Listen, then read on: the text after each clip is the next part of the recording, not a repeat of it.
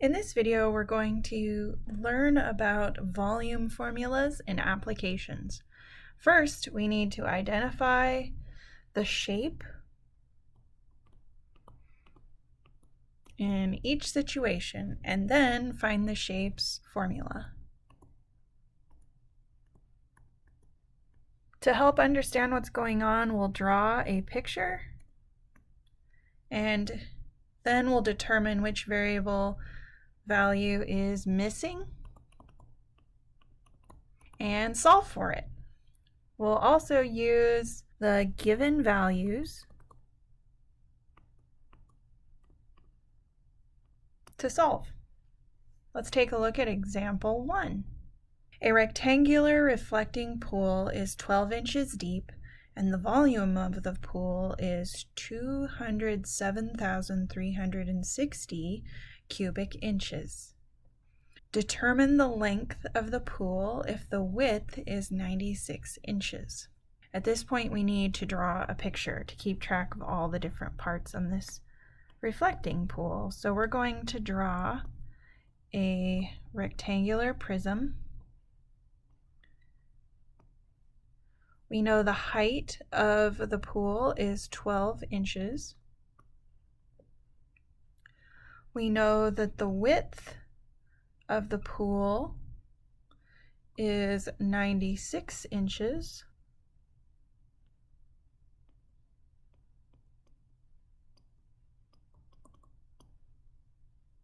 And we need the length.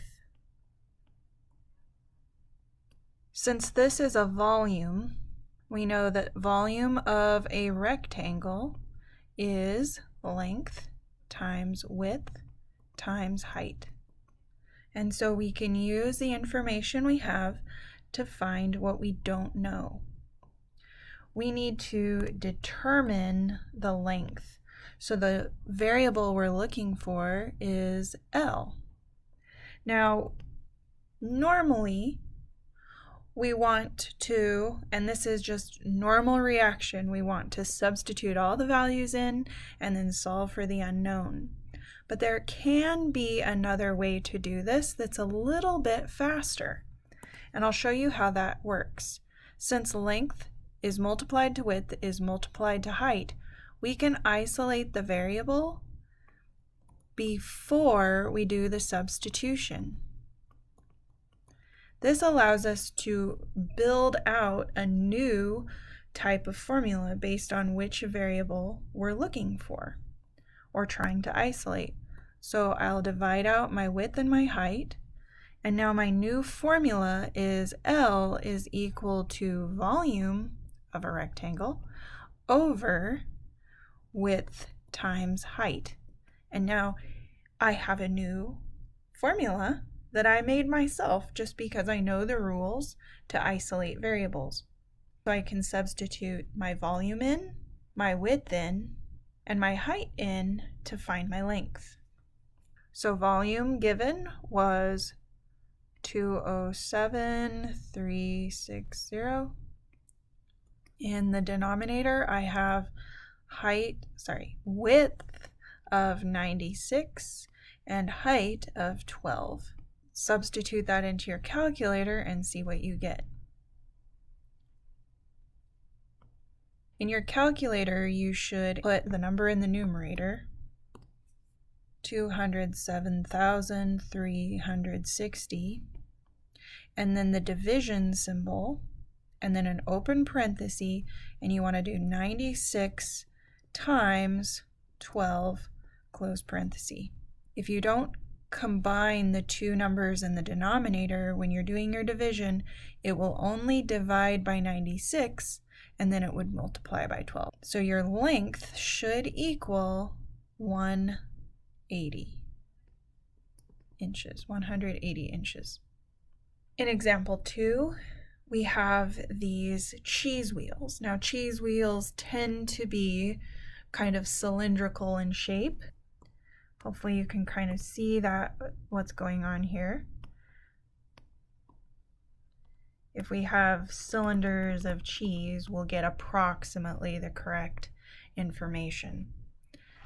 In a cheese factory in Italy, an 82-pound Parmigiano Reggiano cheese wheel was aged for 36 months and now costs $1,899. The average wheel is 42 centimeters in diameter and 20 centimeters in height.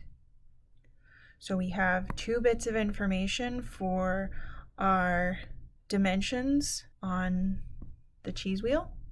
If this wheel is carefully cut into 1 centimeter cubes for a wedding reception, how many will there be? How much does each cube cost if rounded to the nearest cent?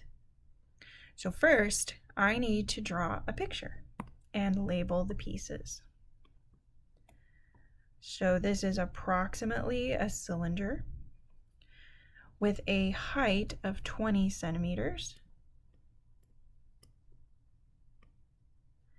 and a diameter of 42 centimeters. We need to figure out what the volume for a cylinder is.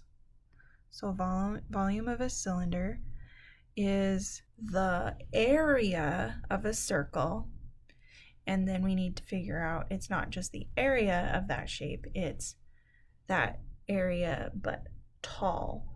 It's expanded to a third dimension. So we have the standard area of a circle, which is pi r squared, and then we multiply that by the height. If we find the volume, which is pretty much what we need because it's already in centimeters, so we just need to figure out the volume so then we know how many cubic centimeters there are. We substitute the radius. Now remember, the radius is half the diameter, so just half of this would be 42 divided by 2, which would be 21 centimeters.